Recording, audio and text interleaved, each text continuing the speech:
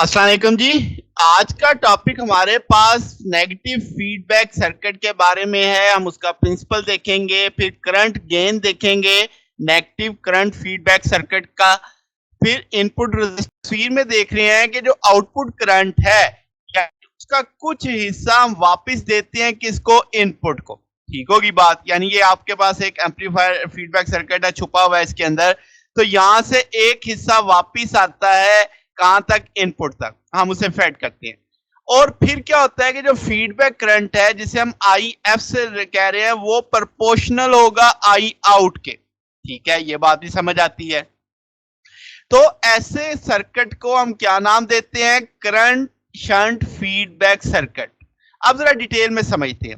आपको एक रेजिस्टेंस दिख रही है आरएफ जो कि इनपुट और आउटपुट को कनेक्ट किए हुए है।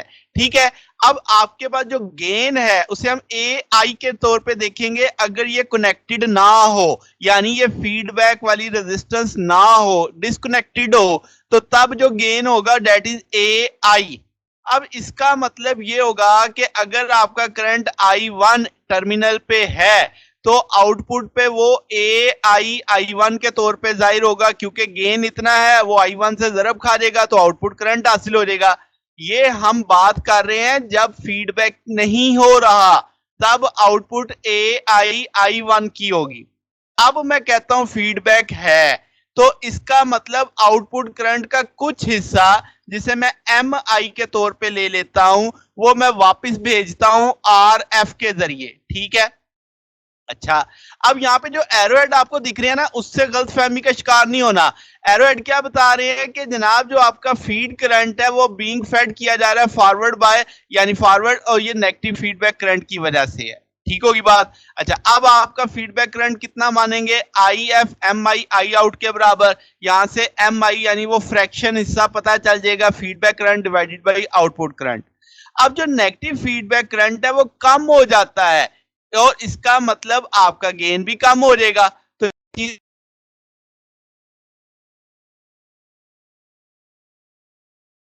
IF, क्योंकि आपके IF फीडबैक में आया था, तो आपके पास I1 प्लस एम आई आउट के बराबर आ जाएगा। विदाउट फीडबैक मुझे पता है कि करंट कितना होता है। तो अब आपके पास हम कहेंगे करंट गेन ये विदाउट फीडबैक एम्पलीफायर है। तो जैसे मैंने लिखा कि भाई आपने वो वैल्यू प्लेस कर दी है, आई आउट की वो वैल्यू, फिर I1 कॉमन ले लिया है। अब आप तो आई इन की कीमत पता चल गई।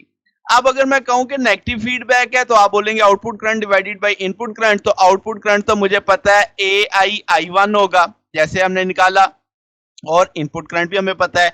अब आई वन से कट जाएगा, तो ये हमारा रिजल्ट आ गया जनाब फीडबैक गेन का। अब आप देख सकते हो कि ये एक डिवाइडिंग फैक्टर है, ये रिड्यूस कर रहा है। ठीक है, तो हम कहेंगे कि ये तो बिल्कुल वैसी इक्वेशन है जैसे वोल्टेज गेन वाले में थी, उसमें भी वोल्टेज गेन रिड्यूस होता है। ठीक है, अब फर्क क्या है कि आपके पास, हम यहाँ पे करंट गेन की बात कर रहे हैं, कल हमारा टॉपिक वोल्टेज गेन वाला था। अच्छा, अब आपके पास जो करंट गेन है विदाउट फीडबैक वो ए आई है। विद फीडबैक अगर आप देखो तो वो इस फैक्टर से डिवाइड होने के बाद इसके बराबर आ रहा है, यानी रिड्यूस हो रहा है।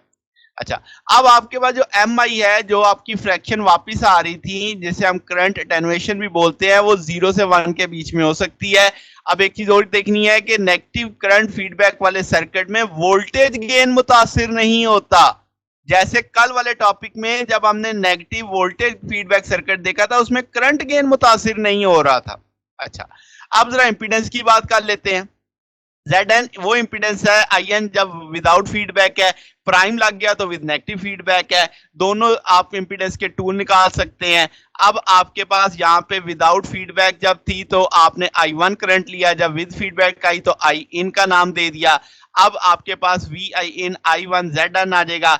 इसका In निकालोगे तो आपको पता है कि अब जनाब In की वैल्यू ये थी, तो वो वैल्यू आपने मल्टीप्लाई कर दी इसके साथ। अब आप जब Z प्राइम निकालेंगे तो वो वैल्यू प्लेस कर दे, I1 से कट जाएगा। तो आप देख सकते हो कि इंपीडेंस भी रिड्यूस हो रही है, उसी फैक्टर से रिड्यूस हो रही है जिस फैक्टर से करंट गेन रिड्यूस हो रहा था। अब इसका मतलब ये बुनियादी फर्क है कि वोल्टेज गेन में इंपीडेंस बढ़ गई थी इनपुट वाली, इसमें कम हो रही है। ठीक है, तो आपके पास इसका मतलब जब हम कहेंगे कि इनपुट इंपीडेंस कम हो गई है, जबकि आपके वोल्टेज फीडबैक वाले में बढ़ गई थी। ठीक होगी बात, याद रखना है।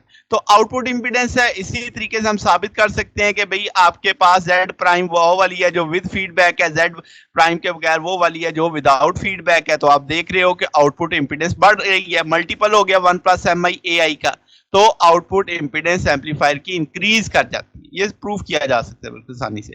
तो ये हमारा आज का टॉपिक था। आपने देखा कि हमने करंट गेन के भी तीनों पैरामीटर देखे, गेन देखा, इनपुट इंपीडेंस देखा, आउटपुट इंपीडेंस देखा, जैसे वोल्टेज व गेन वाले के देखे थे। तो जनाब अगर आपको इस पर कोई बात पूछनी हो, डाउट हो तो नीचे कमेंट्स में पूछ सकते हैं। वीडियो अच्छी लगी हो तो वीडियो को लाइक कीजिएगा, दोस्तों के साथ शेयर कीजिएगा, चैनल को भी सब्सक्राइब कर दीजिएगा। अब तक के लिए इतने, बाकी इंशाल्लाह फिर नेक्स्ट देखेंगे। ओके, अल्लाह हाफिज।